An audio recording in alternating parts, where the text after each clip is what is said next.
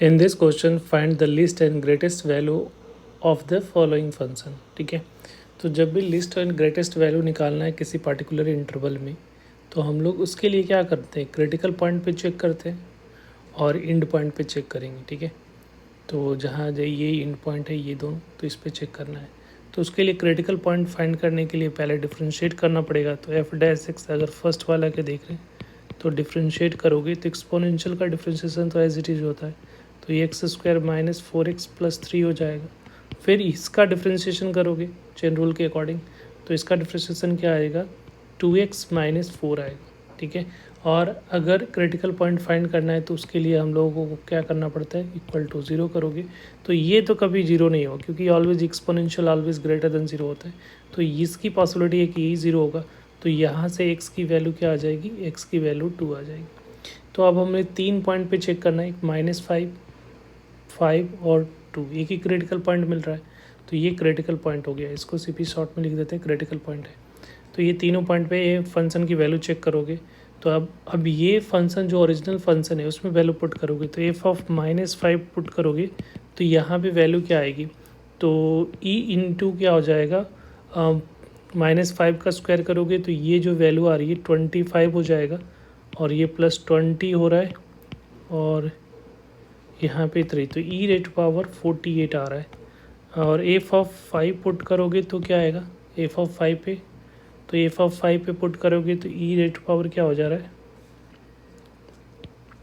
ई rate power 25, और ये 20 और यहाँ पे +3, तो इसकी वैल्यू जो आएगी वो ई रेट पावर 8 हो जाएगा, राइट। और एफ ऑफ 2 पे पुट करोगे तो इसकी वैल्यू क्या आएगी क्रिटिकल पॉइंट पे, तो यहाँ से ई का स्क्वायर करोगे तो ये 4 हो जाएगा, और यहाँ पे ये 8 + 3, तो ये ई रेट पावर क्या आ रहा है, -1, तो ये वैल्यू 1/e। अब यहाँ पे सारे वैल्यू को ऑब्ज़र्व करोगे कि कौन से वैल्यू सबसे बड़ी है, जो सबसे बड़ी वैल्यू होगा वो ग्रेटेस्ट वैल्यू होगा, जो सबसे छोटी होगी वो लिस्ट वैल्यू होगा। तो यहाँ से क्लियरली दिख रहा है कि ये जो है ग्रेटेस्ट वैल्यू है और ये हमारा लिस्ट वैल्यू है, राइट। तो यहाँ से इस तरह से लिस्ट और ग्रेटेस्ट की वैल्यू हम लोग फाइंड करते हैं, राइट। अब ये सेकेंड क्वेश्चन है, सेकेंड क्वेश्चन को अगर देखोगे तो सेम प्रोसीजर वही होगा। तो सेकेंड को डिफ्रेंशिएट करोगे अगेन क्रिटिकल पॉइंट फाइंड करने के लिए, तो यहाँ से एफ डैश एक्स क्या आएगा, इसका एफ डैश एक्स क्या आएगा, तो कॉस का माइनस कॉस 3x का क्या हो जाएगा, -3 sin 3x हो जाएगा। ठीक है, और ये माइनस तो माइनस माइनस +15 sin x हो जाएगा, और कांस्टेंट का 0। अब यहाँ पे देखो cos 3x को हम लोग, ये sin x है तो सबको एक sin 3x को कन्वर्ट कर लो sin x में, तो sin 3x का फॉर्मूला यहाँ पे लगाओगे तो 3 sin x -4 sin qx और +15 sin x, ऐसा आ रहा है कुछ। अब इसको सिंप्लीफाई करोगे तो इसको मल्टीप्लाई कर लोगे तो ये कितना आ जाएगा, 12। पहले यहाँ से इन दोनों को मल्टीप्लाई कर रहे हैं, ये वाला इसको, तो यहाँ से ये क्या आ रहा है, 12 हो जाएगा ना, 12 sin qx हो जाएगा, और ये -9 sin x है, और यहाँ पे 15 sin x है, तो -9 + 15 कितना हो रहा है, तो ये आपका हो जाएगा +6 sin x हो जाएगा, +6 sin x। अब यहाँ से कॉमन क्या निकल सकता है, तो 6 sin square sin x common निकाल लोगे तो यहाँ पे 2 sin स्क्वायर x + 1 बच रहा है। अब इसको 0 से इक्वेट करोगे, फॉर क्रिटिकल पॉइंट के लिए हम लोग को क्या करना पड़ता है, एफ डैश एक्स को 0 से इक्वेट करोगे तो देखो ये स्क्वायर है और +1 है, तो ये तो ऑलवेज पॉजिटिव होगा, तो ये तो इससे क्रिटिकल पॉइंट नहीं मिलेगा, तो क्रिटिकल पॉइंट किससे मिलेगा, इससे।